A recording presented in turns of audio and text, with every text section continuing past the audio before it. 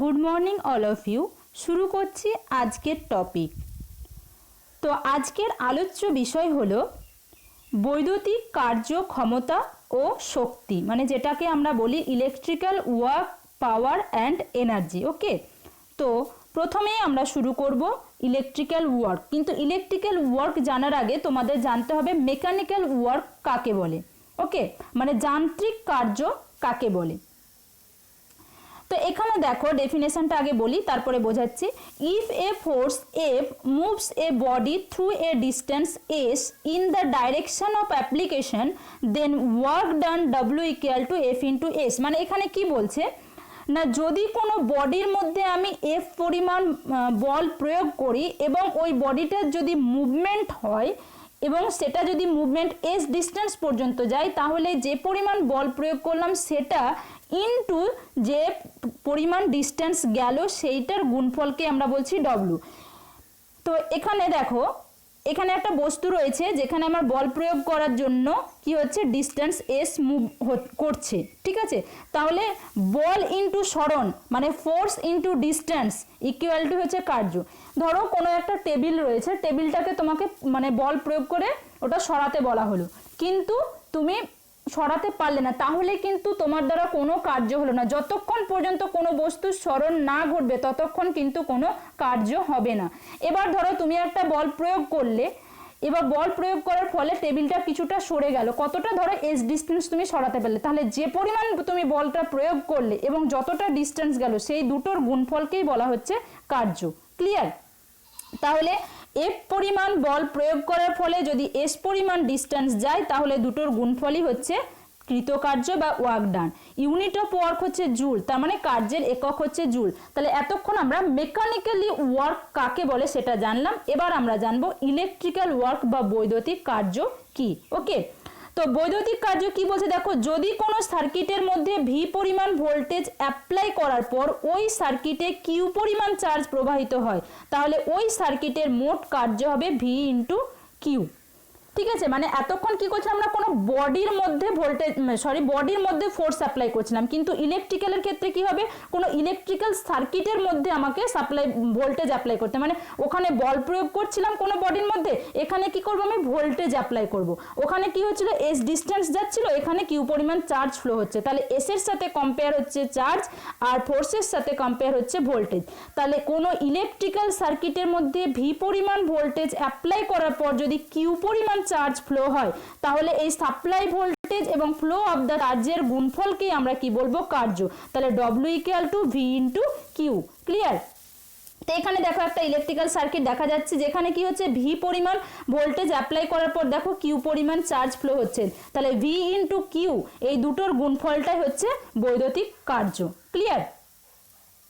এরপরে আমরা একটা ম্যাথস দেখে নেব, যে ফর্মুলাটা পেলাম সেখান থেকে, তাহলে আরো বেশি ভালো করে ক্লিয়ার হয়ে যাবে যে কোনো সার্কিটের মধ্যে ইলেকট্রিক্যাল কার্য বার করতে গেলে কিভাবে করতে হবে। ওকে, তো এখানে দেখো একটা প্রবলেম দেওয়া আছে। If charge Q equal to 15 coulomb and work done W equal to 30 joule, then what is the apply voltage V in a circuit. মানে কোনো একটা ইলেকট্রিক্যাল সার্কিট রয়েছে যেখানে কি হচ্ছে না, চার্জ ফ্লো হচ্ছে 15 কুলম এবং ওর যে মোট কৃতকার্য বা ওয়ার্ক ডান সেটা হচ্ছে 30 জুল। তাহলে ওই সার্কিটের মধ্যে কি পরিমাণ ভোল্টেজ আমার অ্যাপ্লাই করা হয়েছিল। তো এখানে দেখো দেওয়া আছে Q equal to 15 coulomb, W equal to 30 joule, V equal to কত।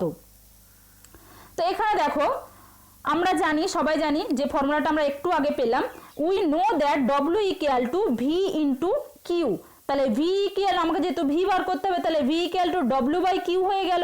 তাহলে ডব্লিউর মান আমি জানি 30, এর কিউ এর মান জানি 15, তাহলে কাটাকাটি করে আমি ভি ইকুয়াল টু 2 ভোল্ট পেলাম। তাহলে ওই সার্কিটের মধ্যে সাপ্লাই ভোল্টেজ হচ্ছে 2 ভোল্ট, 2 ভোল্ট।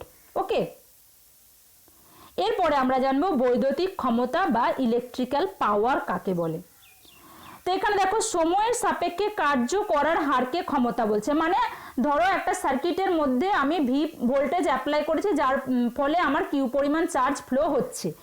এবার কতক্ষণ চার্জটা ফ্লো হবে, যতক্ষণ আমি কি করব না সাপ্লাই ভোল্টেজটা দিয়ে রাখবো, তার মানে কি একটা নির্দিষ্ট টাইম বলছে, তাই তো, কতক্ষণ ও কার্যটা করতে পারবে, অবশ্যই একটা টাইম। তাহলে একটা টাইমের রেসপেক্টে যতটা পরিমাণ কার্য হচ্ছে সেটাকেই বলছে ক্ষমতা। সেই জন্য বলছে সময়ের সাপেক্ষে কার্য করার যে হার সেটাকেই ক্ষমতা বলছে।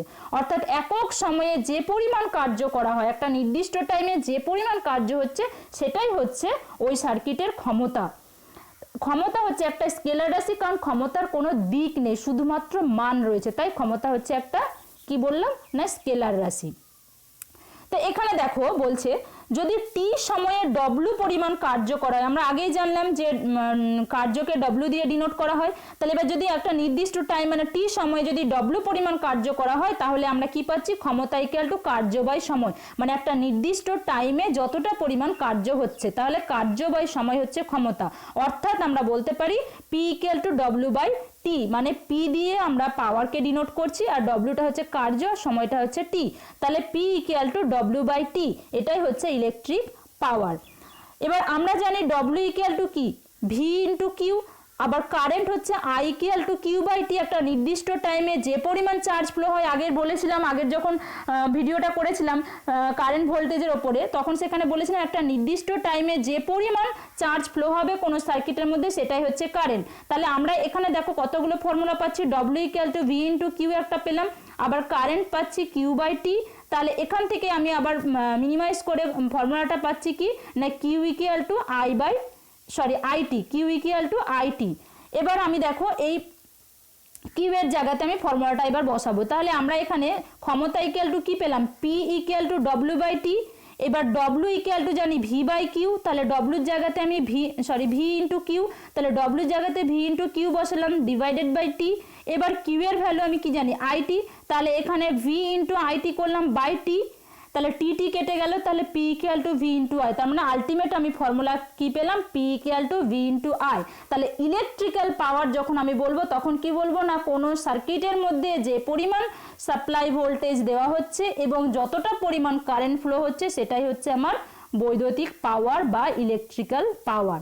তাহলে multiplication of supply voltage and flow of the current in a circuit that is called power. Clear? এবার দেখো, সুতরাং বৈদ্যুতিক ক্ষমতা হলো কোনো সার্কিটের মধ্যে মোট সাপ্লাই ভোল্টেজ ও প্রবাহিত কারেন্টের গুণফল, অর্থাৎ P equal to V into I, একটু আগে যেটা আমি বলছিলাম। তাহলে আমরা কি পেলাম না কোনো বৈদ্যুতিক সার্কিটের মধ্যে মোট যে সাপ্লাই ভোল্টেজ এবং যে প্রবাহিত যে কারেন্টটা ফ্লো হচ্ছে তাদের গুণফলই হচ্ছে পাওয়ার। ওকে, এরপরে আমরা জানবো যে এই যে পাওয়ার বা ক্ষমতা এর আরও কি কি ফর্মুলা রয়েছে। তো দেখো, ওহমের সূত্র অনুযায়ী আমরা কি পেয়েছি, V equal to I R. Clear? আবার আই ইকুয়াল টু কি, ভি বাই আর, তাহলে P equal to V into V by R, তাহলে ভি স্কোয়ার বাই আর। তাহলে আমরা ওহমের সূত্র অনুযায়ী আমরা কি পেলাম, P equal to V square by R. Clear? আবার এই ভি স্কোয়ার বাই আর করলাম, আবার ভি ইকুয়াল টু আমরা জানি আই আর, তাহলে I square, I R square হয়ে গেল, নিচে আর থাকলো, তাহলে এটা হয়ে গেল আই স্কোয়ার আর, মানে একটা আর কেটে গেল, তাহলে আই স্কোয়ার আর, তাহলে P equal to I square R. তার মানে আমরা পাওয়ারের আরও দুটো ফর্মুলা পেলাম, সেটা হচ্ছে P equal to V square by R, আর একটা পেলাম P equal to I square by R. এখানে একটা মানে জাস্ট ডায়াগ্রাম দেখানো হয়েছে, সেখান থেকে দেখো আরও বেশি ক্লিয়ার হয়ে যাবে পাওয়ারের ফর্মুলাগুলো। যদি আমার ভোল্টেজ দেওয়া থাকে, ঠিক আছে, তাহলে পাওয়ারের ফর্মুলা যদি আমি বার করি, তাহলে দেখো এখানে মানে ভোল্টেজ যদি বার করতে হয় তাহলে আমরা যদি পাওয়ার দিয়ে ভোল্টেজ বার করি তাহলে দেখো আর ইন্টু আই, এটা একটা ফর্মুলা পাবো, একটা পি বাই আই পাবো, একটা রুট ওভার পি ইন্টু আর পাবো। এইভাবে দেখো যদি রেজিস্ট্যান্স দেওয়া থাকে তাহলে ভি বাই আই, আবার পির সাথে দেখো ভি স্কোয়ার বাই পি, এইভাবে আমরা বার করতে পারবো। তাহলে আমরা ক্ষমতার তিনটে ফর্মুলা পেলাম। একটা দেখো আগের এই জায়গাটাতে দেখো আমরা কি বললাম, P equal to W by T, এটা একটা ফর্মুলা পেলাম। আর একটা কি পেলাম, P equal to V into I, দুটো পেলাম। আর এখানে আর একটা কি পেলাম, P equal to V square by R, আর একটা কি পেলাম, P equal to I square by, মানে কার্যের সাথে যে ফর্মুলাটা সেটা পেলাম P equal to W by T, মানে নির্দিষ্ট টাইমে যে পরিমাণ কার্য করছে, আর ভোল্টেজ কারেন্টের মাল্টিপ্লিকেশন মানে সার্কিটের মধ্যে যে পরিমাণ ভোল্টেজ ফ্লো হচ্ছে এবং যতটা কারেন্ট ফ্লো হচ্ছে ভোল্টেজ অ্যাপ্লাই করার পর যে পরিমাণ কারেন্ট ফ্লো হচ্ছে তাদের গুণফলে একটা ফর্মুলা পেলাম, আর একটা কি পেলাম রেজিস্ট্যান্স আর ভোল্টেজের সঙ্গে সম্পর্ক দিয়ে একটা পাওয়ারের ফর্মুলা পেলাম ভি স্কোয়ার বাই আর, আর কারেন্ট আর রেজিস্ট্যান্সের সঙ্গে সম্পর্ক দিয়ে আর একটা ফর্মুলা পেলাম কি P equal to I square R. কিন্তু আলটিমেট ফর্মুলা কিন্তু আমার P equal to V I, ওখান থেকেই আমার পুরো ফর্মুলাগুলো আসছে। ক্লিয়ার? এবার আমরা এই যে ক্ষমতা পড়লাম, মানে ইলেকট্রিক পাওয়ার যেটা বলছি তার ইউনিট কি। তো ক্ষমতার এসআই একক হলো ওয়াট, আর ক্ষমতার বড় এককগুলি কি কিলোওয়াট যেটা 10⁻³ ওয়াট, মেগাওয়াট হচ্ছে equal to 10⁻⁶ watt, gigawatt equal to 10⁻৯ ওয়াট। তাহলে ক্ষমতার এসআই একক হচ্ছে ওয়াট এবং এর বিভিন্ন বড় বড় একক রয়েছে। যদি কিলোওয়াট বলি তাহলে kilowatt equal to 10⁻³ watt, megawatt equal to 10⁻⁶ watt, gigawatt equal to 10⁻৯ ওয়াট। ক্লিয়ার? এরপরে অশ্ব ক্ষমতা বলে একটা জিনিস হয়, ঠিক আছে, সেটা আমি তোমাদের বলছি। দেখো, তো অশ্ব ক্ষমতা কিনা 550 পাউন্ড বা 250 কেজি ভরের কোনো বস্তুকে অভিকর্ষের বিরুদ্ধে 1 সেকেন্ডে 1 ফুট ওপরে তুলতে যে ক্ষমতার প্রয়োজন হয় তাকেই এক অশ্ব ক্ষমতা বা হর্স পাওয়ার বলে। তাহলে কি বলছি, কোনো ধরো 550 পাউন্ড বা 250 কেজি ভরের যদি কোনো বস্তু থাকে, সেই বস্তুকে যদি অভিকর্ষের বিরুদ্ধে, মানে তোমার হচ্ছে পৃথিবীর থেকে ওপরের দিকে, মানে আমরা জানি যে মাটির নিচের দিকে গেলে অভিকর্ষের মানে দিকে যাচ্ছে, আর যদি উপর দিকে নিয়ে যায় তাহলে অভিকর্ষের বিরুদ্ধে যাচ্ছে। তাহলে অভিকর্ষের বিরুদ্ধে যদি আমার 1 সেকেন্ডে কোনো ফুট ওপরে তুলতে যে ক্ষমতার দরকার হয় সেই ক্ষমতাটাকেই বলা হয় অশ্ব ক্ষমতা। এবার যদি আমি ওয়াটের সাথে ওটা কম্পেয়ার করি, মানে ইলেকট্রিক্যাল যেটা আমরা বললাম যে ইলেকট্রিক পাওয়ারের ইউনিট হচ্ছে ওয়াট, তো তাহলে এক অশ্ব ক্ষমতা ইকুয়াল টু হচ্ছে 746 ওয়াট। ক্লিয়ার? এখানে দেখো একটা জাস্ট ডায়াগ্রাম দিয়ে ভালো করে বোঝানো হয়েছে। দেখো, এটা হচ্ছে অভিকর্ষের বিরুদ্ধে ওপরে তুলছে 1 ফুট, ঠিক আছে, 550 মানে পাউন্ডের একটা বস্তুকে, সেটা দিয়ে কত একটা নির্দিষ্ট টাইম 1 সেকেন্ডে। তাহলে 1 সেকেন্ডে 1 ফুট ডিস্টেন্স তুলছে 550 পাউন্ডের ভরকে, সেটাই হচ্ছে একটা হর্স পাওয়ার বা অশ্ব ক্ষমতা যেটা বলছি। তাহলে 1 horse power equal to 745.7 watt, কিন্তু সেটাকে বলা হয় 746 ওয়াট, পয়েন্টের পর 7 থাকার জন্য। ক্লিয়ার? এরপরে ডিসি এবং এসি সার্কিটে বৈদ্যুতিক ক্ষমতার ব্যবহারিক সূত্রগুলো কি রয়েছে সেগুলো জানবো। মানে এতক্ষণ আমরা যে 5টা ফর্মুলা পেলাম তার ছাড়াও আমরা এসি সার্কিটের ক্ষেত্রে আর ডিসি সার্কিটের ক্ষেত্রে অ্যাকচুয়াল পাওয়ারটা কি হয় সেটা আমরা জানবো। তো এখানে দেখো, এটা হচ্ছে ডিসি সিগন্যাল, তোমরা আগেই জেনেছো। এদিকে হচ্ছে তোমার এক্স অ্যাক্সিস বরাবর টাইম আর ওয়াই অ্যাক্সিস বরাবর ভোল্টেজ বা কারেন্ট থাকছে। তো ডিসির ক্ষেত্রে আমরা স্ট্রেট লাইন পাই, আর এটা হচ্ছে তোমার এসি সিগন্যালের ডায়াগ্রাম। তো এখানেও তাই এক্স অ্যাক্সিসে তোমার হচ্ছে টাইম রয়েছে আর ওয়াই অ্যাক্সিসে তোমার ভোল্টেজ বা কারেন্ট রয়েছে। তো এটা হচ্ছে তোমার এসি সিগন্যাল। তো এবার আমরা দেখে নেব যে ডিসির ক্ষেত্রে পাওয়ারের ফর্মুলা আর এসির ক্ষেত্রে পাওয়ারের ফর্মুলা কি। তো এখানে দেখো, ডিসি বর্তনীর ক্ষেত্রে কি হয়, ক্ষমতা equal to P equal to V into I আগেই পেলাম, আর একটা কি পেয়েছি দেখো ভি স্কোয়ার বাই আর, আর একটা পেয়েছি আই স্কোয়ার বাই আর, যেখানে ভি হচ্ছে ভোল্টেজ, আই হচ্ছে কারেন্ট, আর হচ্ছে রেজিস্ট্যান্স। তার মানে ডিসির ক্ষেত্রে P equal to V into I, কিন্তু এসির ক্ষেত্রে দেখো P equal to V I cos phi, মানে জাস্ট কস ফাইটা যোগ হয়ে গেল, যেখানে কস ফাই হচ্ছে পাওয়ার ফ্যাক্টর এবং পি হচ্ছে ক্ষমতা। পাওয়ার ফ্যাক্টর কি জিনিস না, এই যে আমার একটা ভোল্টেজ এবং কারেন্টের যে সিগন্যালটা ফ্লো হচ্ছে সেটা কি একটা সাইনোসয়েডাল ওয়েভে যায়। তো সেক্ষেত্রে কি হয়, ভোল্টেজ এবং কারেন্ট দুজনের মধ্যে একটা অ্যাঙ্গেল তৈরি করে ফেলে, যেটাই হচ্ছে আমরা পাওয়ার ফ্যাক্টর বলি। তাহলে পাওয়ার ফ্যাক্টর হচ্ছে voltage angle between supply voltage and flow of the current is called power factor. যেখানে ডিসির ক্ষেত্রে কোনো অ্যাঙ্গেল তৈরি হয় না, যেহেতু স্ট্রেট লাইন যায়, কোনো সাইনোসয়েডাল ওয়েভ হয় না, তাই এখানে কোনো অ্যাঙ্গেল ক্রিয়েট হয় না। কিন্তু এসি সার্কিটের ক্ষেত্রে অ্যাঙ্গেল ক্রিয়েট হয়, সেই জন্য আমরা সেটাকে কস ফাই বলছি। তো সেক্ষেত্রে এসির ক্ষেত্রে তার মানে আমাদের পাওয়ার বা ক্ষমতা হয়ে যাচ্ছে ভি আই কস ফাই, বা ডিসির ক্ষেত্রে only P equal to V into I. Clear? এরপরে আমরা জানবো হচ্ছে একটা অঙ্ক, যেটা দেখলে বা ম্যাথস বা প্রবলেম দেখলে তোমাদের যে ফর্মুলাগুলো পেলাম সেটা ক্লিয়ার হয়ে যাবে। তো দেখো এখানে কি বলছে, কোনো একমুখী প্রবাহ বর্তনীতে 50 ভোল্ট এবং 2 অ্যাম্পিয়ার কারেন্ট প্রবাহিত হলে বর্তনীর ক্ষমতার পরিমাণ কত। মানে ধরো একটা সার্কিট রয়েছে, যেটাকে আমরা বাংলায় বলি বর্তনী। তো কোনো একটা সার্কিটের মধ্যে 50 ভোল্ট অ্যাপ্লাই করা হয়েছে এবং 2 অ্যাম্পিয়ার কারেন্ট ফ্লো করছে ওই সার্কিটের মধ্যে, তাহলে ওই সার্কিটের ক্ষমতা কত। তো এখানে আগেই আমরা জেনেছি, তো সেখানে দেখো এখানে কি বলছে, এখানে বর্তনীর ভোল্টেজ V = 50 ভোল্ট, কারেন্ট হচ্ছে I = 2 অ্যাম্পিয়ার। তো আমরা আগের যে ফর্মুলাটা পেয়েছি আমরা জানি ক্ষমতা P = V × I।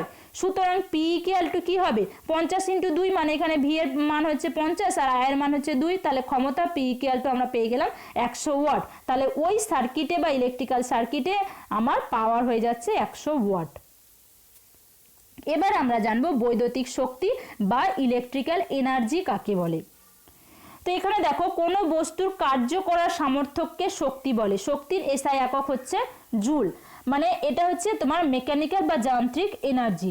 মানে কোনো বস্তুর যে কার্য হচ্ছে সেই কার্য করার যে সামর্থ্য, সবার তো একই পরিমাণ এনার্জি থাকে না, বিভিন্ন জনের বিভিন্ন রকম এনার্জি থাকে, তাহলে যে কার্য করার যে সামর্থ্য সেটাকেই কি বলছে শক্তি বলছে, এবং শক্তির এসআই একক হচ্ছে জুল। এবার ইলেকট্রিক্যাল এনার্জি কাকে বলে সেটা জানবো। তো দেখো সময়ের সাপেক্ষে কোনো সার্কিটের মধ্যে যতটা পরিমাণ বৈদ্যুতিক ক্ষমতা ব্যয় হয় তাকে বৈদ্যুতিক শক্তি বলে।